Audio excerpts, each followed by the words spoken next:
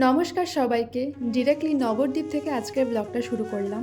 বেশ কিছুদিন আগে আমরা সবাই মিলে গেছিলাম নবদ্বীপ ভ্রমণে, আর ছিলাম হচ্ছে বিখ্যাত জল মন্দিরে। আমাদের ভারতে বিভিন্ন জায়গায় ছড়িয়ে ছিটিয়ে রয়েছে বিভিন্ন জল মন্দির। তার মধ্যে অন্যতম বিখ্যাত মন্দির হলো পাঞ্জাবের স্বর্ণ মন্দির। তেমনই এক বিখ্যাত মন্দির রয়েছে আমাদের পশ্চিম বাংলার নদিয়া জেলার নবদ্বীপ শহরের মধ্যে। শ্রী চৈতন্য সারস্বত মঠ কিংবা জল মন্দির নামে এটি প্রচলিত আছে। রাজা নন্দীবর্ধন এই মন্দিরটি তৈরি করেছিলেন। তারপর ফ্রেশ হয়ে খাওয়া দাওয়া করে সবাই মিলে তৈরি হয়ে টোটো করে বেরিয়ে পড়লাম ঘুরতে। নবদ্বীপ মানে তোমরা তো সবাই জানো শ্রী চৈতন্য মহাপ্রভুর জন্মস্থান। ঘুরতে ঘুরতে প্রথমেই এলাম দেবানন্দ গৌড়ীয় মঠ। নবদ্বীপ স্টেশন থেকে এই মন্দিরটি মাত্র 2 কিলোমিটার দূরেই অবস্থিত। ভীষণ পরিষ্কার পরিচ্ছন্ন শান্তিপূর্ণ একটা জায়গা। ওখানে কীর্তনও শুরু হবে সন্ধ্যে দিক করে।